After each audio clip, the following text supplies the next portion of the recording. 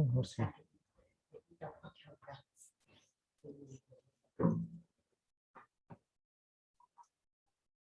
the mood for a snack? Hmm? In the mood for a snack?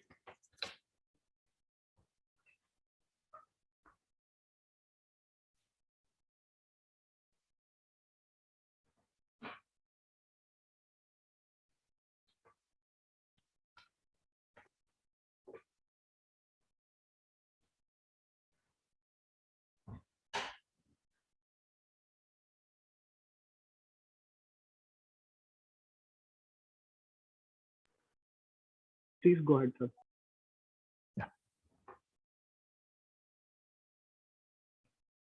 Hello. Please go ahead. Hello, everyone. Welcome to the discussion on the book Liberalism and the Free Society in 2021, written by Mr. Brad Lips, CEO, the Atlas Network. This virtual discussion is organized by Center for Public Policy Research, which is an independent public policy think tank based out in Kochi in the southern state of Kerala. Our engagement in public policy that began in 2004 has initiated open dialogue, policy changes, and institutional transformation in the areas of international relations and security, livelihood, education, urban reforms, health, governance, law. To know more about what we do, please visit our website, www.cppr.in, and our social media accounts. I am Dhanuraj, Chairman, Center for Public Policy Research. Brad Lips is the Chief Executive Officer of Atlas Network.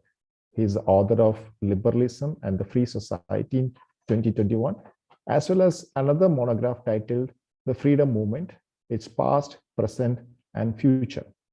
Lips is a member of the John Templeton Foundation, Templeton World Charity Foundation, and Templeton Religion Trust. He serves on the board of directors of the American Friends of the Institute of Economic Affairs and the Institute of Economic Studies, Europe. He has spoken on 5 continents on solutions to poverty, and his work has been published in the Wall Street Journal, Regulation, National Review Online, Investors Business Daily, The Daily Caller, Forbes, Fox News, American Spectator, American Thinker, and RealClearPolitics. We welcome you, Mr. Brad Lips. Thank you so much, Dan. About this book, Liberalism and the Free Society in 2021. Liberalism and the Free Society in 2021 takes a sober look at how institutions of liberal democracy are now tested in the US and worldwide by lockdowns, cronyism, cancel culture, and more. Exploring trends from the global index of economic mentality and drawing insights from an international network of experts and activists, Liberalism and the Free Society in 2021 offers readers a deeper understanding of the fragility of freedom's future. Importantly, the book is also sharing reasons for hope as well as path forward for building a larger coalition around the timeless values that sustain free societies. So before we begin our discussion on this very interesting topic, I would like to extend a warm welcome to all the participants who have logged in today from across the world.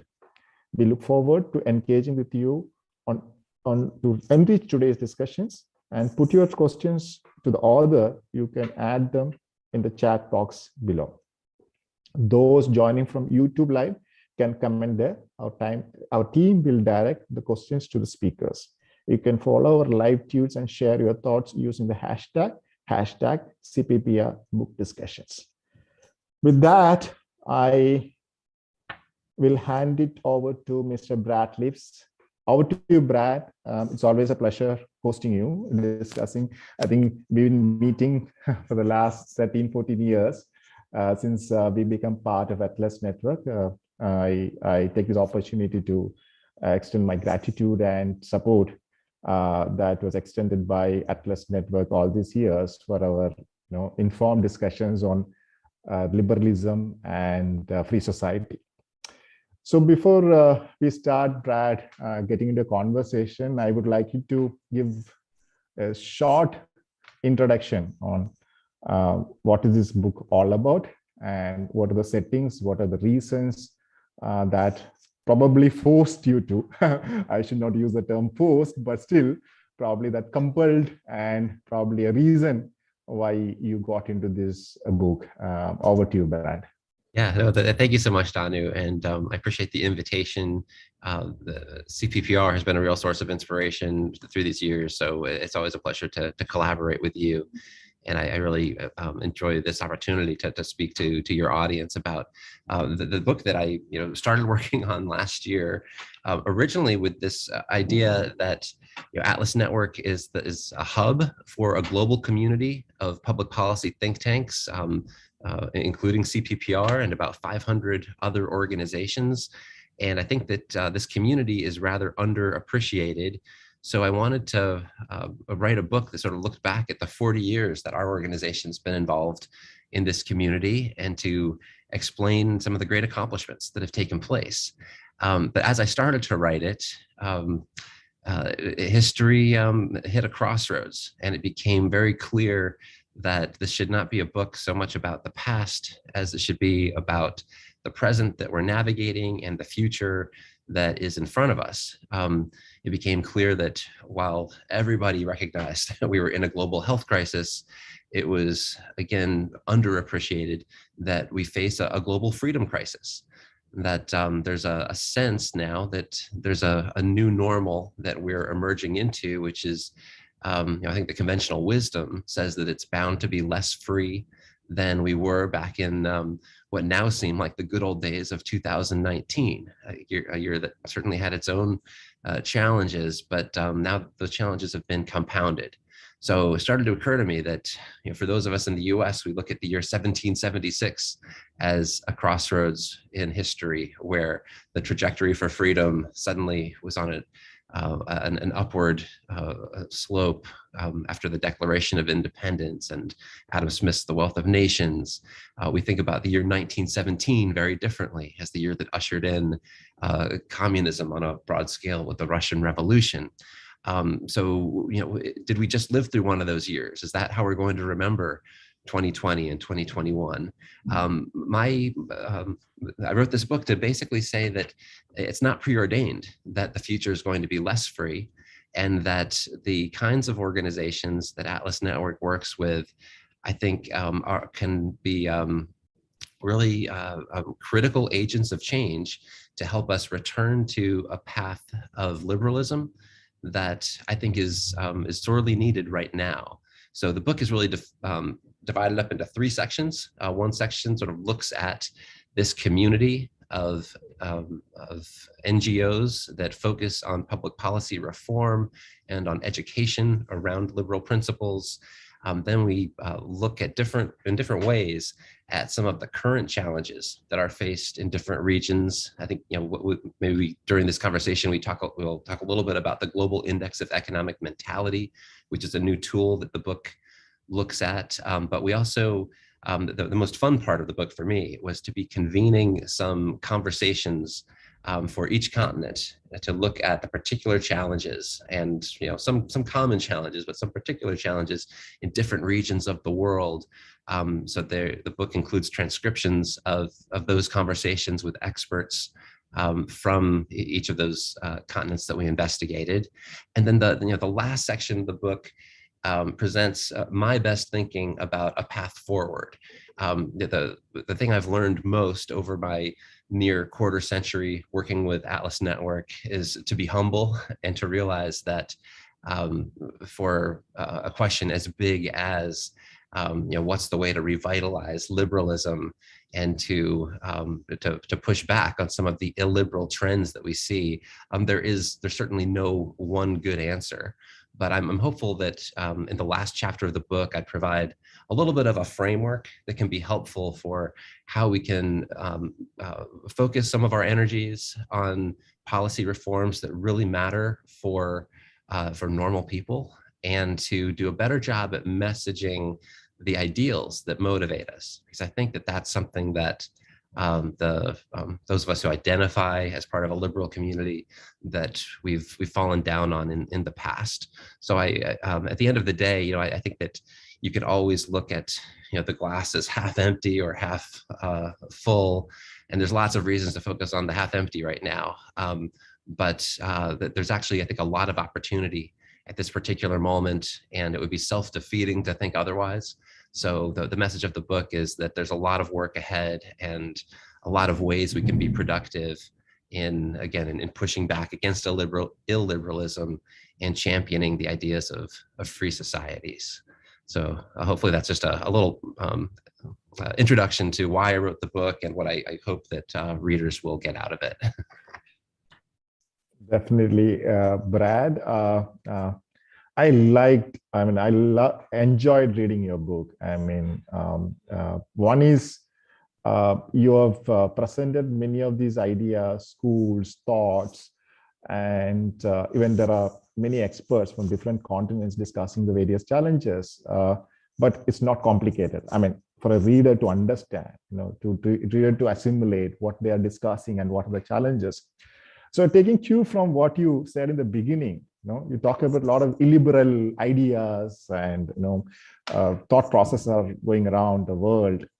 And one of the things that I noticed in your book was you're talking about for example, the march of national collectivism and nationalist identity politics that we have seen in the last few years from the USA to even to a country like India. And we've seen President Trump. In your book, you have read a lot of discussion around President Trump's time and the kind of politics that is practiced in the US in the last 10 years. And what do you think, what are the causes and the ways to revive the liberal tradition? Because many say that today's global politics is dominated by alpha males, the strong leaders, nationalists and identity politicians. I mean, they promote these ideas, they don't respect individual rights and individual freedom. So, how are we going to revive the liberal traditions? And these are the challenges that we see across the world. Yeah, so these are big questions. So maybe I'll just share a couple of thoughts about how we got here, and then a couple of the ideas that I present in that chapter on the path forward about what we should learn from how we got here. When I think about why there's been this resurgence of nationalism in recent years, a part of it I think has to do with the failure of institutions that were sort of that were built to to further what people perceive as liberalism. I'd say that in many ways it was sort of a corrupted and cronyist liberalism that was sort of exporting through the American model, the Washington model, for the decades that followed the end of the Cold War. And a lot of these institutions weren't living up to promises that as the information age, as the internet became widespread, you could start to see the hypocrisies of many leaders. You could start to see the corruption, and there'd be a desire a reasonable desire to hold those leaders to account. And this has created this this real sense that there is something unfair about the way that governments have been sort of cherry picking liberal ideas, but using them to their own advantage. So I think there was a reason why populist anger had been fueled, in Europe against the establishment in Brussels, in the US against sort of the what's seen as a conspiracy among the media and Democratic Party elites.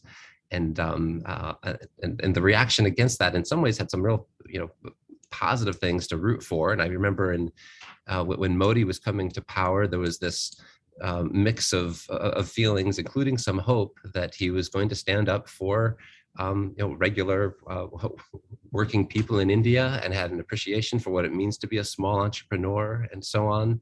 But I think that what we've learned is that it's really difficult to get those reforms right. It's really difficult to deliver on promises of economic growth. It's a lot easier to give into the temptation of fanning the tribalism that now defines our politics in many, many countries. Certainly, it's what we see in the US, where you have sort of two identity politics factions. There's the people from red states and the people from sort of the more cosmopolitan blue states, and they sort of fundraise off of our anger with the other tribe. That's a tempting, but I think at the end of the day, destructive game. I think it's furthered by the media environment that we're in, just that all the algorithms that drive how we receive social media. They incentivize people to be angry and combative and not necessarily looking for practical solutions and practical compromises that can that sort of elevate our discourse. So with that as maybe a little bit of background as to some of the ways I think we got here to in a liberal moment that certainly began long before COVID, but I think has gotten worse since COVID. Some of my advice that I put into that last chapter I mentioned that looks for a path forward out of the illiberal moment that we're in. I want to challenge liberals to change our discourse and to, in some ways, change our priorities and really focus genuinely on our belief in equality under the law. That right now we do have a big intellectual dividing point between those that want equality of outcomes and want to use the power of government to achieve that, and those of us who believe that invariably those efforts are going to be counterproductive or are going to create unanticipated problems of their own. And it's much better to just focus on authentic equality under the law, and that that over time, that is the best recipe for any society. Along with that, though, I think that where a lot of liberals have failed is that that recipe, which is not new to our intellectual debates, but that recipe tends to leave us dismissing inequality as a sort of an imaginary concern. I don't think that's helpful, and I think that we need to sort of lean into the challenges of understanding how low-income communities and marginalized communities really do suffer some different barriers, and that the solutions for them are those that are totally rooted within our tradition of trying to give them equal liberties under the law and to remove political privileges that make it difficult for them to access the same opportunities that we want everyone to have. So I think that there's a message of inclusivity, which often has not been well presented by those who favor liberal economics, that we need to get much, much better at. That's part of the way forward, I think. No, Brad, taking cue from what you discussed now, while I was going through this through the book, I noticed two interesting statements. In fact, two interesting observations that you set the context right for your further discussion in that book. One is the youngsters today, they're more inclined to socialism, and the reason you said was, most of them, born after probably the collapse of Soviet Union, or let's say fall of Berlin Wall, they never experienced, what is socialism at the end of the day. The second reason, I think so many are here, from the colleges from Kerala and across the country. I'm sure this is an interesting discussion in the context of India too. Whereas we've been discussing scholarship with advocacy. This is one point you highlight in the book. Scholarships are not discussed with the merit that it deserves, but it is blended with advocacy. Right? In India, for example, and you're also talking about how youngsters are taught not to take risks. They are born and brought up in a very secured, protected environment. So for them, socialism is because this is the vibe that they get from their classes, or colleges, some schools and colleges. So how do you want to that debate discuss that? Point number one, the youngsters are more inclined to socialism, and you also discuss about crony capitalism. And interesting observation I have in the book, I have in your book is, you're talking about capitalism, and you're also discussing most of the youngsters are thinking that capitalism is something like a destructive force. It's not about redistribution or the wealth, or it's actually helping you to generate wealth and probably distribute the wealth. But it's the other way side. Some cronies are making money, and my life is threatened or my wealth creation is threatened, so that they're inclined towards socialism part. So even the idea of capitalism is wrong in 21st century. That is what you're arguing in your book. So how do you want to react to this? Yeah, no, there's a lot there that I think is really important. That was the fun of holding these regional conversations, that we got to discuss from a lot of different perspectives why it is that opinion polls show that socialism is rather popular among young people. And part of the answer, as you said, I think, is that people have a very vague understanding of what socialism is, that it tends not to be grounded in any knowledge of the historical examples of socialism in practice. It tends to be sort of, I think, sloppy thinking that socialism just means sharing. And yeah, we know that the nice people around us share. So why wouldn't we want to build a society around virtues that we all respect? And therefore people tend to think that, well, capitalism must mean the opposite of that. And I think that again is shows sort of intellectual laziness that comes from living in a comfortable society where it seems very low stakes how you identify as capitalist or socialist. I think that there may be situations where there's going to be a rude reawakening and discovery of what it really means to live in socialism, when you don't have the same choices, when societies are run from the top down. And in some ways, that's what we've seen during COVID. We've had experiences of what it looks like to be in a sort of command and control society, and not many of us have enjoyed it. But the other thing that you point out that I thought was a really interesting insight that came from some of the participants in these conversations was this idea that part of the problem is this increased sense of needing to avoid risks. And perhaps this comes to how parenting is done in the 21st century differently than it happened in earlier centuries, maybe because the demographics are that family sizes are smaller, and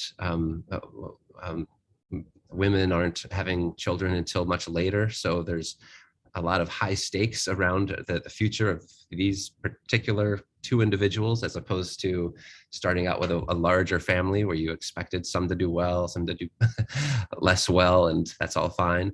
Now it seems that there's this a sense that parents have, especially in affluent societies, that they can make sure that their children never experience pain, never experience discomfort, and are always affirmed in their self-esteem. It turns out that in order to be an actual adult, you need to experience pain. You need to experience disappointment. You need to learn how to rebound from these things, and to realize that that a meaningful life is about taking risks where things don't work out sometimes. I think that the big danger of COVID is that we have accentuated that belief that we need to, at all costs, try to protect ourselves from particular risks, and that this makes us less prepared to deal with all the risks that we're going to necessarily have to navigate in life. And it also makes us a little bit more deferential to authorities, that we now say, well, yeah, it's not my decision as to whether I can go outside or whether I can invite people into my home. I need the permission of the state. The more that psychology sinks in, I think it's really destructive to the building blocks of free societies, where you need to respect that everyone has knowledge and dignity and their own value systems and their own challenges, and there's going to be lots of trade-offs in how they navigate that. So I hope that we can figure out a way, and I'm afraid I don't have the answer, figure out a way to help people become more comfortable in taking risks again and in encouraging others to do the same.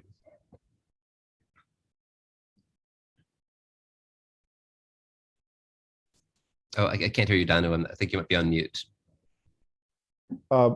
Thank you, Brad, for that lucid explanation on crony capitalism, capitalism versus socialism. So I want to bring your attention to this discussion around, freedom index.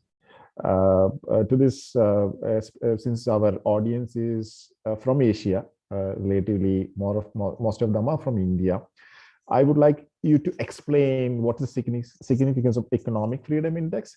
Then I understand from your book you are proposing a new index, GEIM, global index, GIEM, global index of economic mentality. And you cited this example of Chile. The discussion starts from there, even though they had market reforms, but finally it collapsed.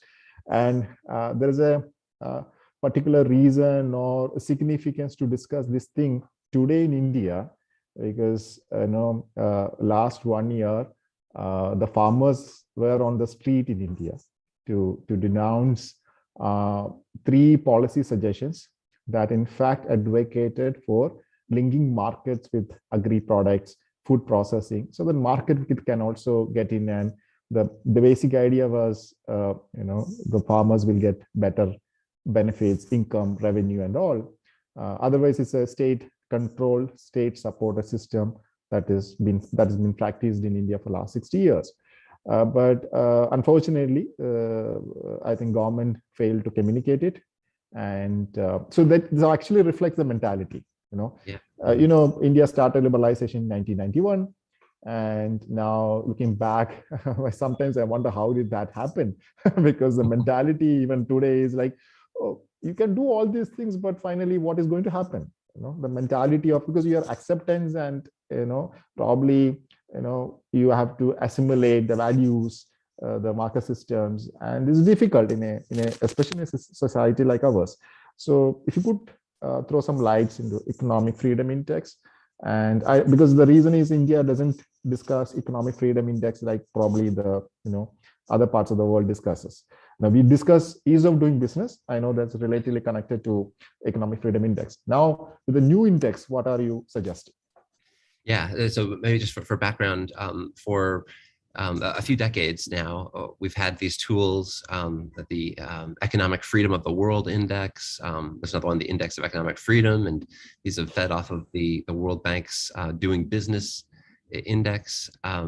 These are all attempts to measure levels of economic freedom, about what opportunities are actually codified in law that protect property rights, that encourage entrepreneurship, make it easy to start a business, easy to hire and fire workers, and to do trade across borders and so on. And it is not surprising to me. I think it's been one of the big insights. It's wonderful to look at the empirical proof we now have to say that that the countries that tend to have more economic freedom are the ones that tend to have more vibrant, innovative economies and higher levels of economic growth and sort of higher scores across many different social variables that are positive. So it's countries that have low economic freedom that tend to be the ones that are mired in poverty, that have low respect for women's rights and so on. So there's a real wonderful association that you can see in the numbers that economic growth or economic freedom tends to lead to growth and all sorts of positive things. The thing that is really interesting that I got to present in this book for the first time is a global index of economic mentality. I was invited to join a team of 2 researchers, one from Argentina, one from Hungary, who had begun to work on this. And their hypothesis was that the same way that we think that we can now prove empirically through the index of economic freedom, that positive economic outcomes come from higher economic freedom. They wanted to show that there's probably a relationship between economic freedom and economic mentality. That is, how do people actually feel about economic questions? Do they think that the market produces efficient outcomes, or do you need government to control industries to make them more efficient? Does the market tend to create fair outcomes, or do you need government to redistribute wealth to come closer to some ideal of what's fair for society? Do people, at the end of the day, are they responsible for their own livelihood, or is it up to the government to provide everybody with a minimum level of well-being? Those types of questions were asked as part of the World Values Survey, which has been administered for decades across many countries of the world. So by isolating some of those questions, these academics that I've been working with were able to come up with a way of scoring countries for the level of economic mentality. So in this case, the high score on our spectrum indicates being very free market, essentially, and the low scores are associated with being very interventionist or socialist. And our hypothesis is that over time, it's going to be very difficult to have a high level of economic freedom if the mentality of your country is quite low. And indeed, what we see is that there's a lot of correlation. The countries that tend to have high scores of economic freedom also have high scores of economic mentality, but there are some outliers. And notably, one is Chile, which for many years had been the highest scoring country in Latin America when it comes to economic freedom, and was really an example of how this works, because it had produced some really amazing economic benefits for that country, which had once been very poor and more recently has been one of the richest countries in the region. But it has, through the years, it's had a very low level of economic mentality as measured through the World Values Survey questions that we were looking at. And so it's somewhat unsurprising that over the past 2 years, they've had a big reversal where people have sort of rebelled against a system that has made them richer because they never accepted its premises. Economic freedom came through a dictator, through some ugly political strife. So it's interesting now to look and say, wow, that even though the charts show that this has benefited Chile, that the fairness of it was never accepted by the people. So so that was one of the interesting notes there. I will just say that it's interesting on the Chile story that this past week, they've actually had some elections that make it look like it's a more complicated story after all. Public opinion is turning away from the communist that's running for president there, in part because it seems the left has sort of overplayed its hand over the last 2 years. So it's interesting that there is always some back and forth here, and nothing's terribly clear cut. But I'm hopeful that this tool, this global index of economic mentality, will be a good launching pad for studying what I think is really important. Just how do you create more of a consensus around the ideas of economic freedom, so that those can be put into practice, and so those can create wealth. We've sort of proven the last part of that equation, but how you improve economic mentality is a live question. This is very very relevant for Asian countries also, because now coming from Chile, I'm going to take it to Asian. I think you mentioned this in your book. This is going to be the Asian century, and you discussed about the role played by Chinese Communist Party, and there's a lot of discussion about what is happening in Hong Kong and the learning from Asia. And when I was going through the book, the experts coming from Asian continent, they were discussing about how things are changing, even for a state like South Korea. and how the Chinese model is not going to help, because like what we discussed about efficiency part, I think many have started believing that state-run capitalism is more efficient, Yeah. like the crony capitalism discussion that we had in the beginning. So could you elaborate those debates? I think you captured talking to different experts from Asian countries.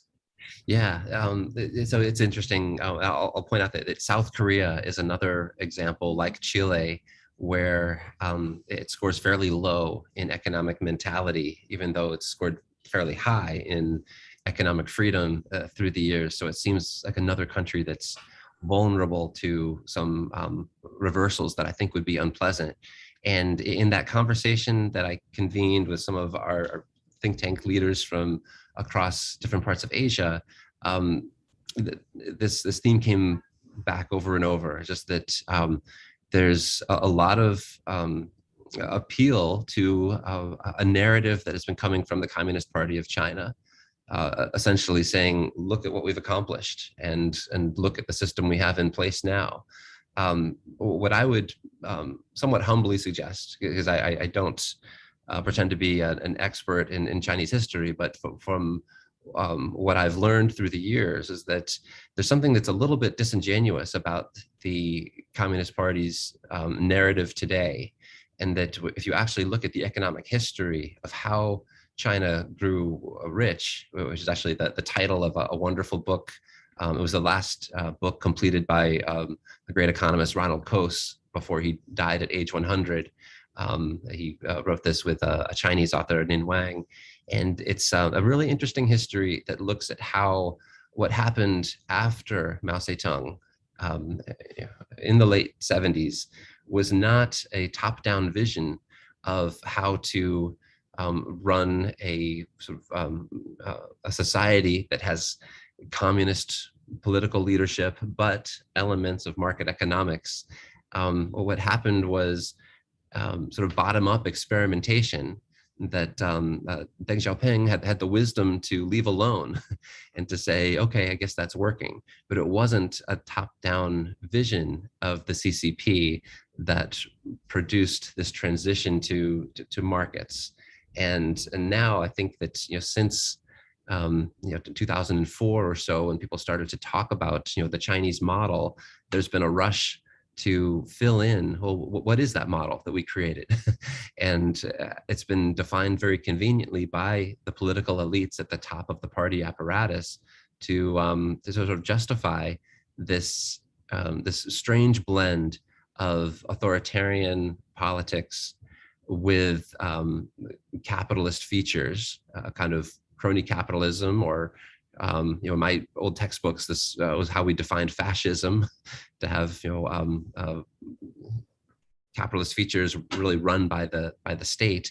I'm not sure this is going to work out over time, and Hong Kong is certainly a very interesting model. And it may be that China actually doesn't care about the future viability of Hong Kong, as I'm sure that there's other financial centers within mainland China that they assume will become more prosperous, even if Hong Kong sort of withers.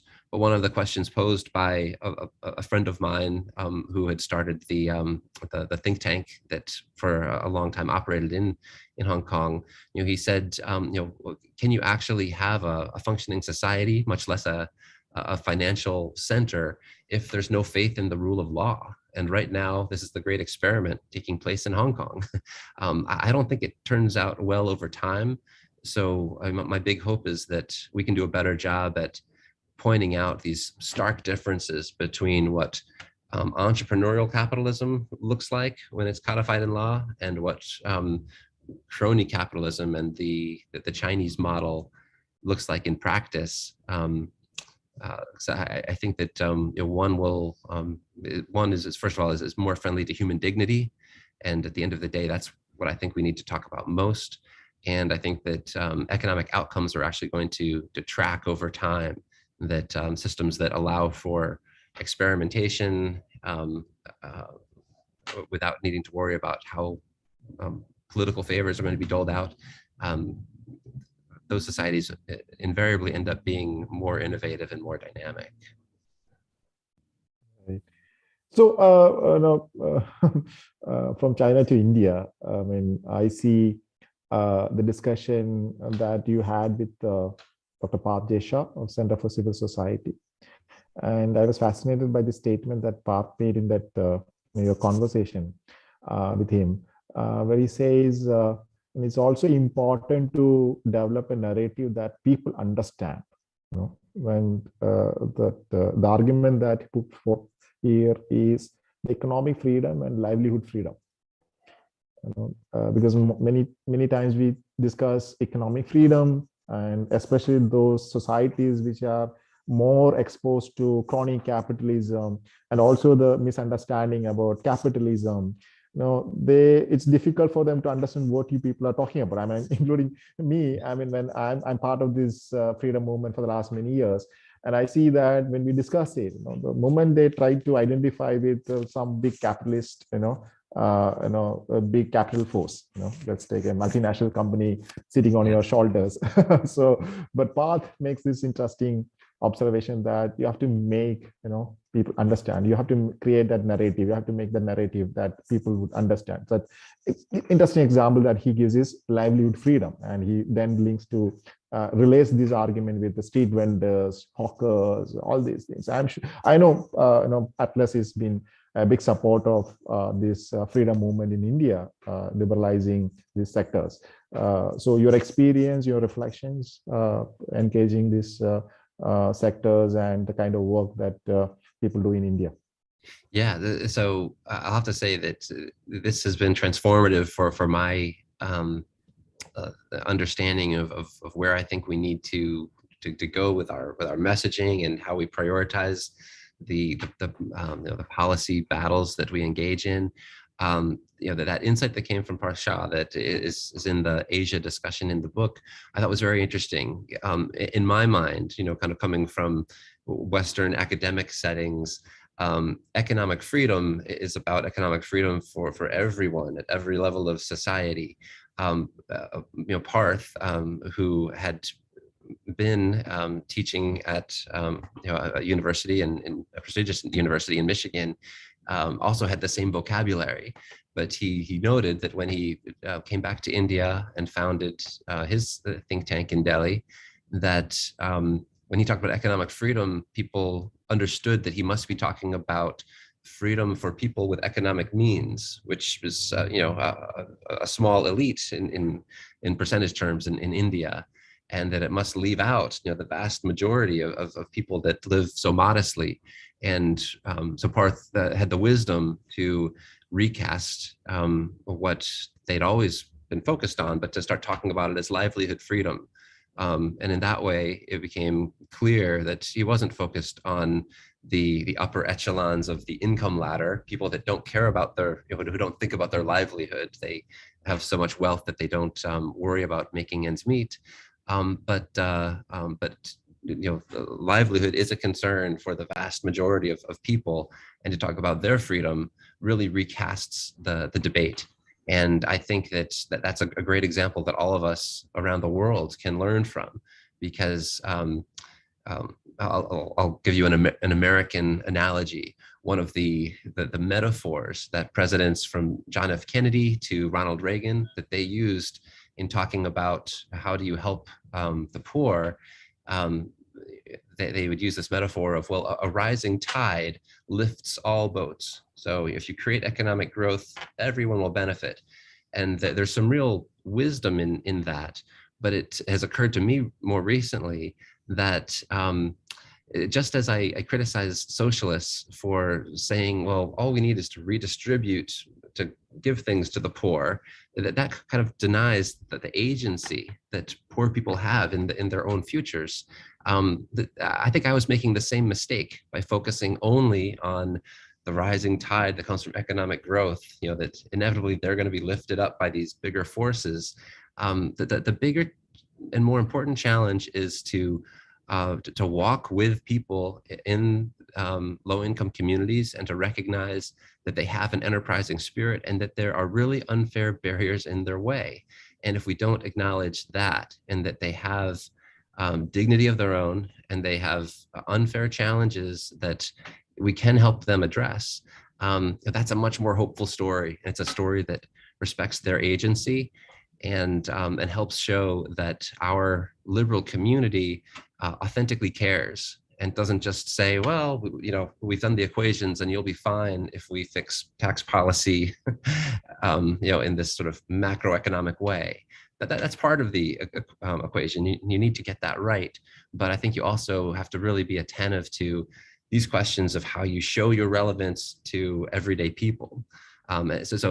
So I'm terribly grateful to Parth Shah and Dhanuraj, to you and others in India who I think have been sort of focused on this insight more astutely than many of us in other parts of the world.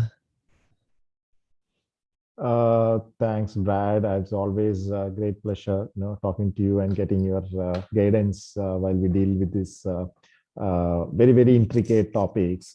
So I'm going to take questions from the audience, and I appeal to the audience, please share your questions on the chat books, and I'll be asking your questions to Brad.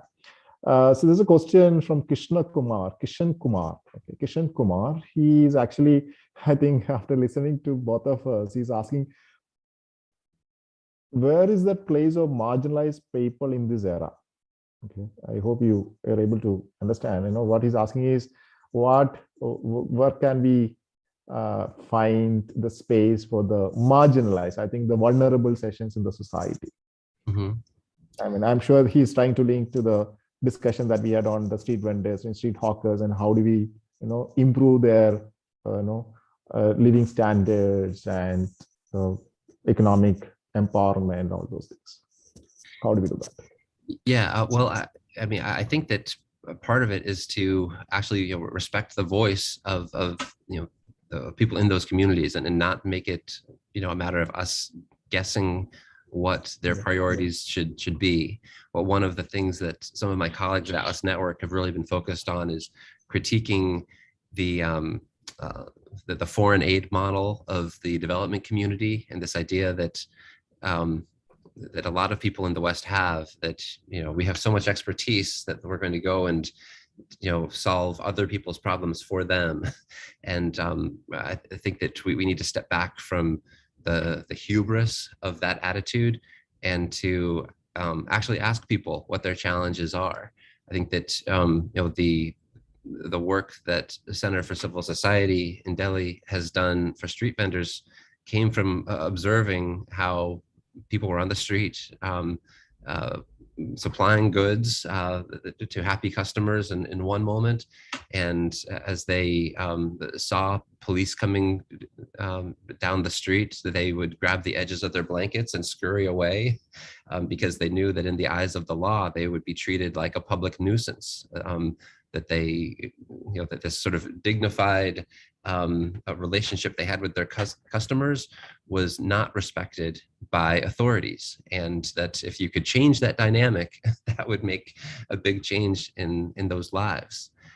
In other places, a part of the challenge that we see is that parents who are required by government policy to send their children to a particular school, and they don't have a choice about that school, wind up very dissatisfied, because like any company that doesn't have to compete for its customers, they don't try very hard if there's no threat that they're going to lose business. So part of what happens in certainly in the United States is that people in sort of marginalized low-income communities are really suffering because of a lack of educational options. So that's been another topic where we've seen people from our think tank community sort of working hand in hand to improve those situations.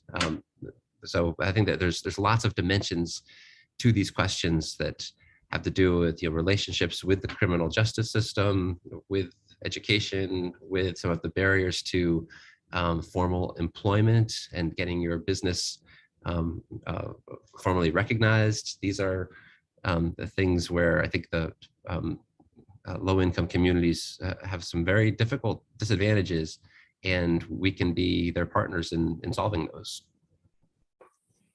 I think this question from Ritika. Ritika is asking, do liberal ideas flow from the leaders to the citizenry, or is it vice versa? In the recent past, strong leaders with radical ideas and actions are frowning upon liberal ideas, in brackets not economic in nature, as being non-controversial and sort of sitting on the fence, not taking any stand on issues. Adding to what Ritika is asking, I think you discussed a lot on the cancel culture, in all the chapters. I think you keep repeating, what is the problem with the cancel culture movement, and that is not liberal. So could you take could you elaborate on those points that you discuss in the book? Yeah, I guess I'm not clear on the sort of the cancel culture element. So let me know if I'm not answering the question. But to the broad question of, do ideas flow from leaders to the citizenry or vice versa? I'm sort of compelled to share the founding story of my organization, Atlas Network, which was created by a man who had fought for the Brits in World War II. After the war was over and the Nazis had been defeated, he thought that, okay, we're going back to a traditional individualist, classical liberal regime in Britain. But in fact, Britain elected a labor government that started to socialize industry, plan. They said, let's plan the peace like we planned the war. And this seemed the wrong direction to Anthony Fisher, this young Royal Air Force pilot. And he read the book, The Road to Serfdom, which had just come out, which now is regarded as sort of a classic in the liberal tradition. And he met its author and said, well, I'm going into politics because I think you've diagnosed the problem, and I'm going to lead us to the solution of a freer society. And Friedrich Hayek, the author of that book, said to the young man, Anthony Fisher, he said, no, you're not. Politicians very rarely change public opinion. They are sort of beholden to public opinion. So if you really care about restoring the ideas of liberty and a free society in Britain, we've got a much bigger challenge ahead. This was the advice that Hayek gave to Anthony Fisher. Anthony Fisher then went into this business of creating a public policy think tank to convince opinion leaders. He thought that getting people in the media, journalists and academics, to begin rethinking some of their biases towards socialism, that was the business of the think tank. And over decades, the think tank really did change public opinion in Britain and led to the election of Margaret Thatcher and a whole host of reforms that had a big positive impact. So I do think that there are times when there are leaders who can get a lot done, but it's sort of up to us to convince a much broader part of the public to favor those ideas and to make liberal ideas acceptable and politically profitable to campaign on. And that's why I think that think tanks like CPPR can be so effective, because the reason that we incorporated this global index of economic mentality into the book is to start this question of how do we measure the direction of economic mentality, and can we prove over time that that does lead to more economic freedom in practice, which we know creates more prosperity in practice. So I hope there's a causal relationship, and it really accentuates why it's so important to be doing the work that Dhanu and his colleagues are doing to popularize practical reforms that can lead to better outcomes. It's a question from Shelley Johnny. He's asking, would trying to understand the experience of welfare state models in developed democracies in Northern and other parts of Europe be more useful than those of former communist command economies in strengthening liberalism in the US while reducing economic inequalities? Yeah, so if I'm understanding that correctly, I guess I would challenge maybe the assumption that that the welfare state policies of more developed democracies are a model that help societies prosper. I think that some of the safety net systems that you see in Western Europe and in the United States are sort of luxury goods that can be tolerated once a society has reached a certain level of economic development. But I think that the track record shows that that these can be really dangerous and that they can impede the entrepreneurial capitalism that tends to produce rising income levels, and that for developing countries especially, that is the most important priority, I believe. There's a really wonderful book, a documentary you can watch on the history of Sweden, which so many people look at as this interesting outlier country that we think of as socialist, that has strong economic growth, very positive on so many social indicators, that it's no wonder people want to copy it. This is a documentary that I know is free online that's been produced by Free to Choose Network. I think it's called Sweden Lessons for America. It was shown on American TV, and it really goes through the history of what brought Sweden to a pretty high level of prosperity in the 1970s, how it then started to expand its welfare state, and how this really sent the country into a negative trajectory by the late 1980s. And in the early 90s, maybe around the same time that India had some of its very important reforms, Sweden had reforms in its labor market policies and so on, created more choice in healthcare markets and in education markets, things that I wish existed in the US in terms of more freedom of choice in sectors that are dominated in the US by government. Sweden's actually very free market in a lot of ways. So it's an interesting history, but I think that the lesson to take from it is that the kind of bureaucracies that exist to try to reduce inequality can in fact be dangerous for what I think is the much more important priority of creating room for innovation and economic growth in society, because those are the things that really raise living standards. So Brad, we are coming to the end of this conversation, so I can't leave you without asking this question. Now, what is the future of post-COVID world and where the liberalism is heading for? Well, yeah, so I think that the future of the post-COVID world is something that all of us are tasked with creating. And what I hope people will take from this book is that we shouldn't just accept that the future is going to be less free.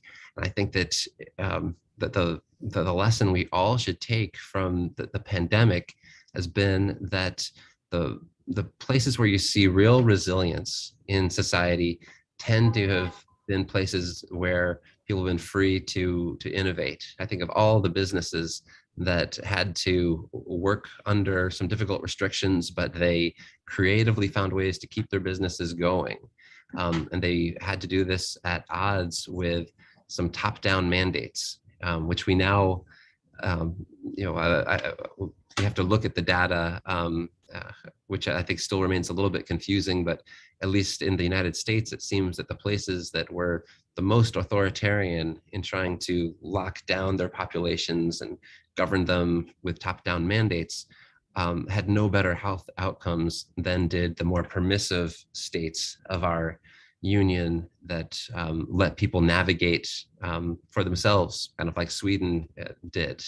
Sweden initially had more COVID deaths, but now that we have more of a timeline, we see that their decision to not lock down may have been the wise one, that they permitted people to decide for themselves what their risk tolerance was. So I hope that part of the lesson that we have is some humility that there's a lot of complicated trade-offs, and our government leaders aren't that much wiser than the rest of us. And when they make a mistake on a huge scale, it really has some big costs. So the wisdom of free societies that honor the dignity of every individual and that trust that we're going to, as free people, have all these trials and errors and experiments that that let us come closer to new ideas about how to do things more efficiently, that's the way that societies prosper, and that we should be really skeptical about the people who in government who have assumed emergency powers to take care of us during the pandemic and who don't want to give up those emergency powers. We need to get back to a freer society. Thank you, Brad, for all these insightful insights. In fact, I have so many questions to ask you, but we have a time constraint here. I'm sure we will have more opportunities to discuss and debate on these issues, because I think these issues are, the topics that you've chosen to write this book. It's relevant. It's not only relevant for this time, but I think always relevant. I mean, I think this is a movement, this is a journey. And this is the responsibility of all the think tanks, is also to spread this idea of liberalism and free society. And because when I was going through the book, I was also fascinated by these comparisons that you made, with the experts that you had from different continents, and the understanding and the insights they're sharing about the free society. It varies from Latin America to Asia to Africa. And because the settings are different, the way you look at issues are different, but the essence is, free society. So that you can't compromise. Thank you so much, Brad, for joining this discussion. And I request all the participants to, buy this book and read the book written by Brad Leibs on liberalism and the free society in 2021. And I also thank all the participants who logged in, and there were so many questions, but I couldn't take up all of them. So I thank all of them. And I also thank our academic partner for this event, Department of Economies and Xavier's College for Women, Iowa, for their gracious presence here. And with this, I would like to formally close today's proceedings. Good evening and goodbye. Thank you.